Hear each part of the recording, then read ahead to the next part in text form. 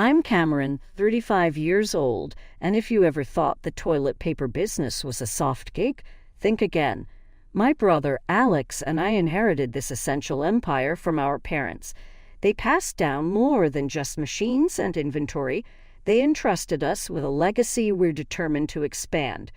I manage our flagship operation in a bustling metropolis, while Alex oversees another branch in a neighboring city.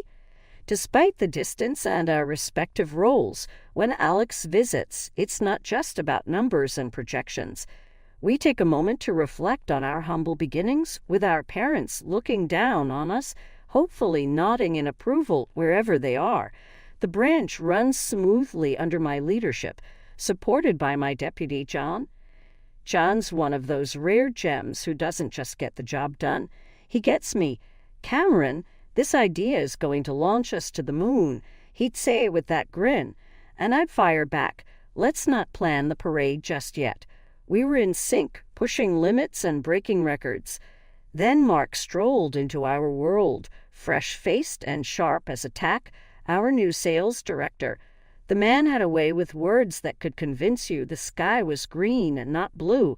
It wasn't long before his professional charm turned personal. "Andy, you and I, we're not just making waves here," he said, his gaze steady, a challenge in his eyes. I laughed, thinking he was joking. "Mark, what's next?" "Running for president," he countered, that ever-confident smirk playing on his lips. "We're dynamite together. Let's not waste what we've got." It was unconventional, to say the least, but then again, so was I. "All right, Mark, you've got yourself a deal," I said, shaking his hand as if we were closing another business deal. That handshake sealed more than just our personal future. It felt like a new chapter for the business, too. We moved into a sprawling house, the kind you see in magazines, and think no one actually lives like that. But we did, surrounded by luxury. Our days filled with both love and the relentless pursuit of success. Life was good, better than I'd ever imagined.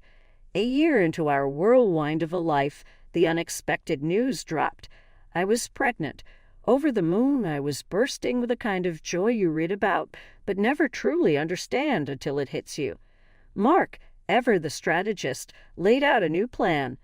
"Cam, listen, this kid deserves all of you. How about you take a step back from the hustle? Just for a bit?" His words hit me sideways.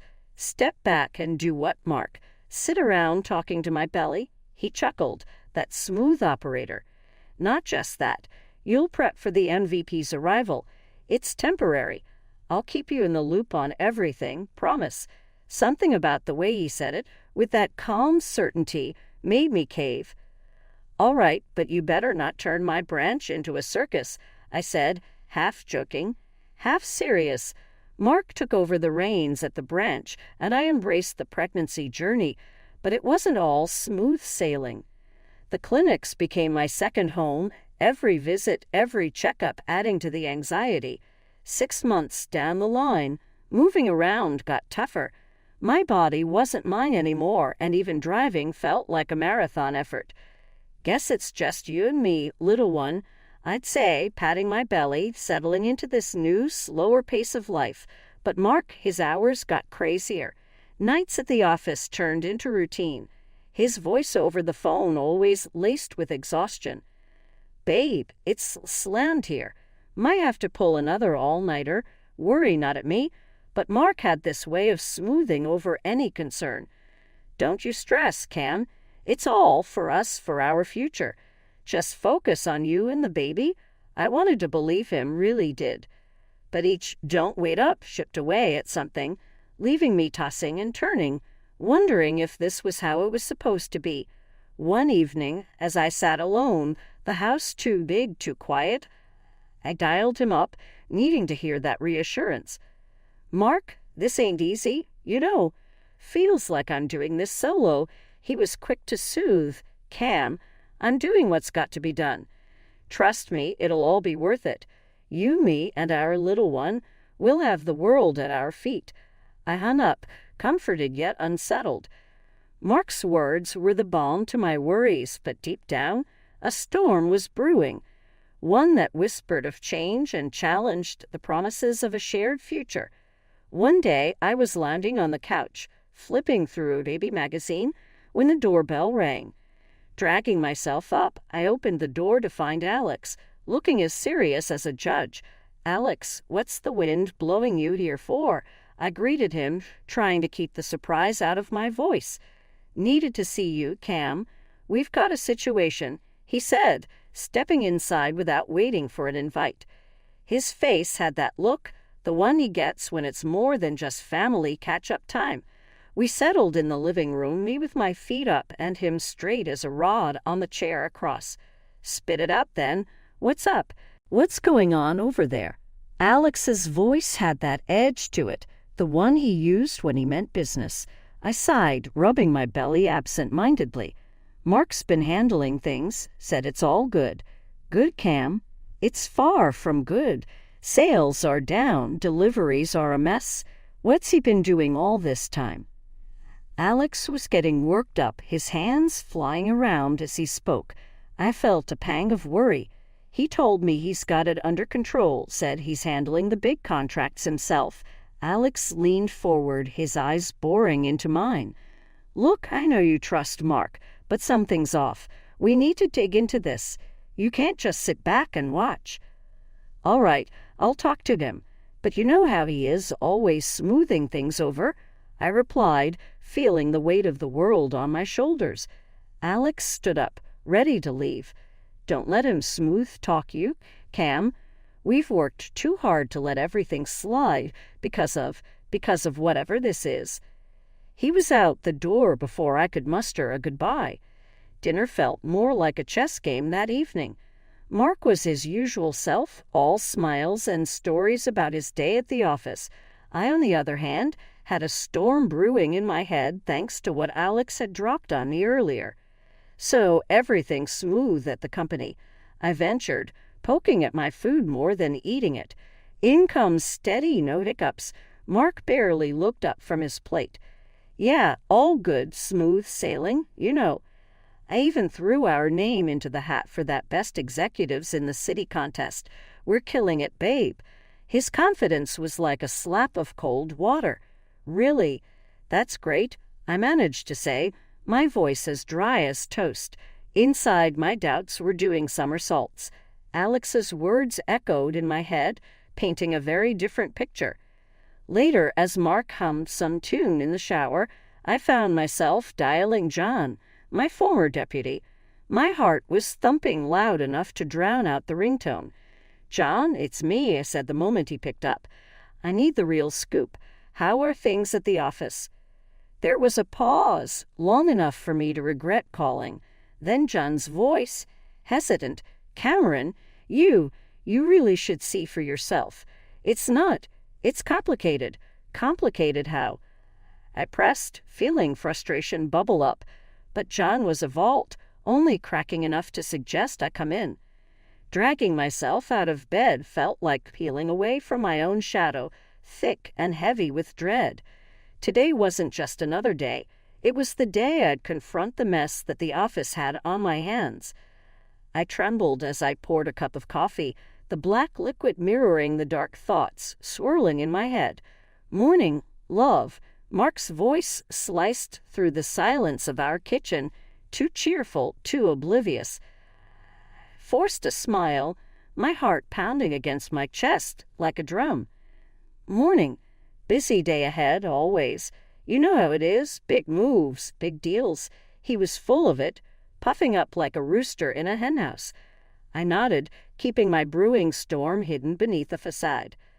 I waited until Mark left the house and then got into my car. The drive to the office was a blur, my grip on the steering wheel tight, knuckles white as bone. The closer I got, the more the reality set in.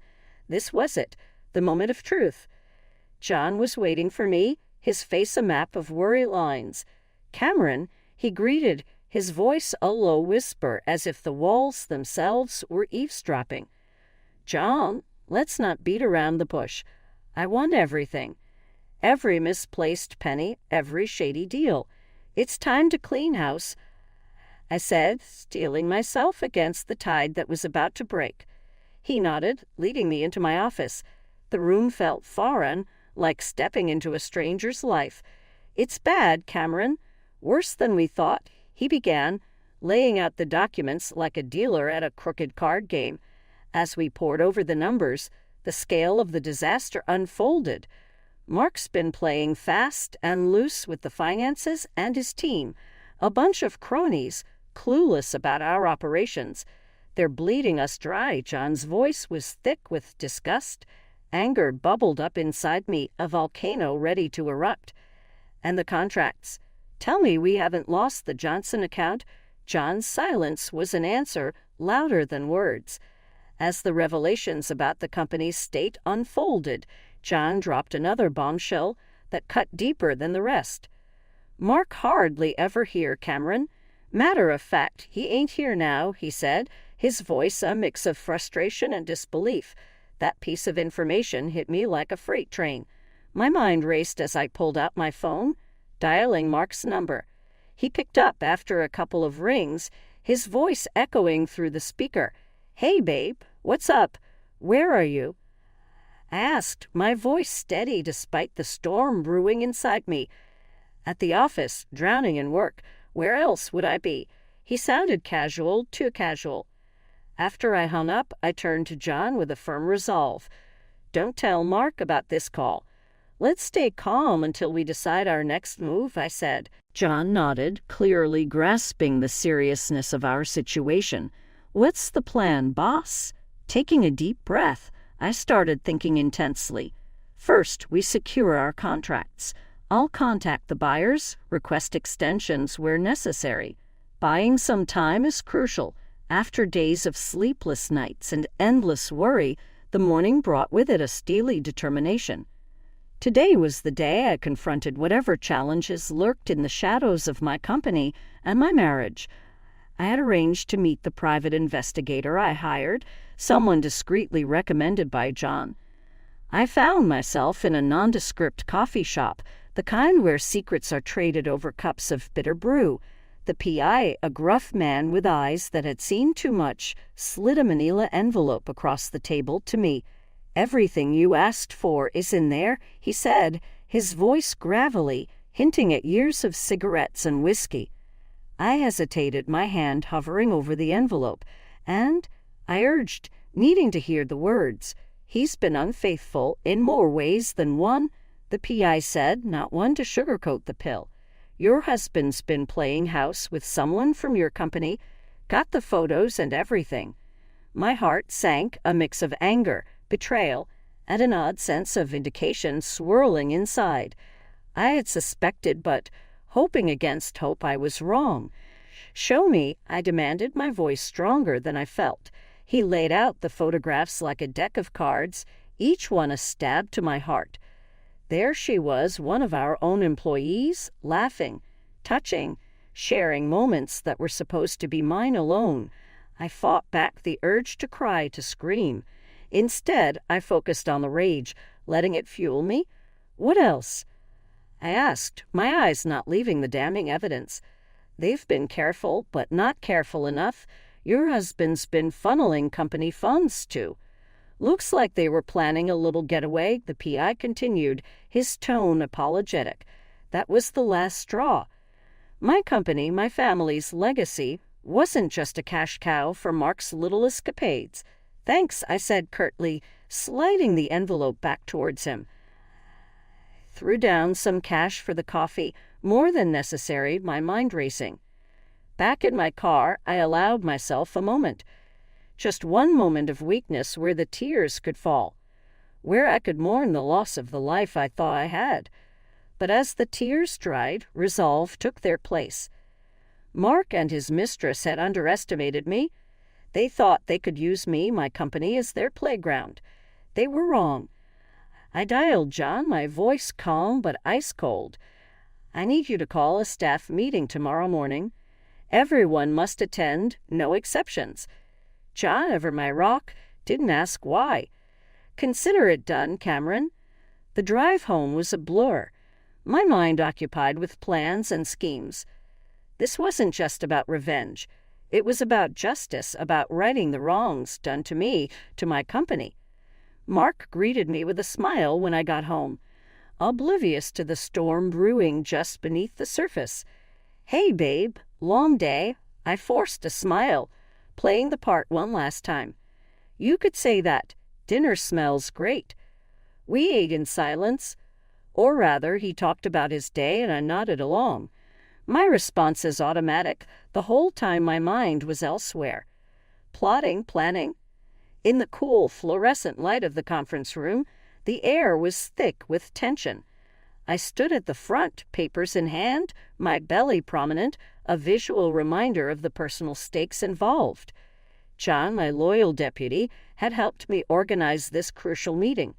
The room was filled to the brim with staff, and there amidst them sat Mark and his mistress, their faces masks of faint innocence. "Let's get straight to the point," I began, my voice steady despite the storm raging inside.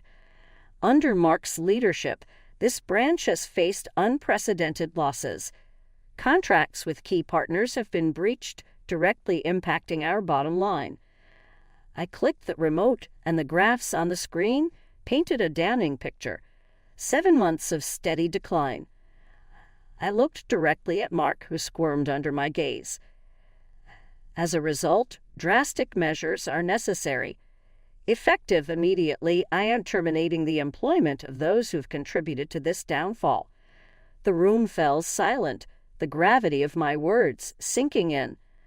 I continue, "Mark, you're fired for gross mismanagement and breach of trust." Then, turning slightly, I addressed his mistress. "And you for consistent absenteeism and complicity in this debacle, and also for the affair with my husband." Whispers filled the room as the mistress, her face a portrait of shock and shame, gathered her things and fled. Her secret laid bare for all to see. Mark stood, his face in an alarming shade of red. "Cameron, you can't do this. Think about what you're doing." I met his plea with a cold stare. "I have thought about it, Mark, at great length. This is the only course of action that protects the future of this company and our child." As the meeting adjourned, staff members approached me, their expressions a mix of relief and gratitude. "We're behind you, Cameron. It's good to have you back," they said, their support a balm to my frayed nerves. Mark tried to corner me as I was leaving the room. "Cameron, please, let's talk about this. We can fix it." "There's nothing left to discuss, Mark. You've made your choices," I replied, handing him the envelope I'd been clutching throughout the meeting. Inside were the divorce papers, already signed. His hands trembled as he took the envelope, the reality of his situation finally dawning on him. "But Cameron, No, Mark, it's over. You need to leave now." My voice was firm, brooking no argument. The dust had settled, the air was clear, and the wreckage of what once was laid bare before me. The company, my sanctuary, had been through a storm, but now it was time to rebuild, to restore what was lost. The morning after the revelation, I walked into the office with a different stride, one of determination and resolve. John was already there, paperwork spread out like a battle map. He looked up as I entered, a knowing nod passing between us. "Morning, Cameron. Ready to start fresh?" John's voice held a mix of encouragement and the weight of the tasks ahead. I set my bag down, rolling up my sleeves. "Let's get to it. We've got a mountain to climb." The first order of business was damage control. We reached out to our clients, the ones who were on the brink of walking away. Took the lead, my tone earnest, apologetic, yet hopeful. "Listen, I know we've dropped the ball, but I'm back in the saddle and I'm here to make things right," I said over the phone to one of our largest clients, Mr. Thompson, not related, just a coincidence. He was hesitant. "Understandably so, Cameron. Your company used to be top-notch, but what's happened recently?" "I understand, and I'm not here to make excuses. I'm here to offer solutions. Give us a chance to prove that we're still the company you trusted." After what felt like an eternity, He sighed. "All right, Cameron, we'll give you one more shot. Don't let us down." One by one, the conversations went on, each a delicate dance of negotiation and reassurance. The relief that followed each retained client was palpable, a balm to the open wounds of betrayal. Jan and I then turned our attention to the team. The office was quieter now, the air missing the familiar buzz of productivity. The employees that remained were uncertain, their faith shaken.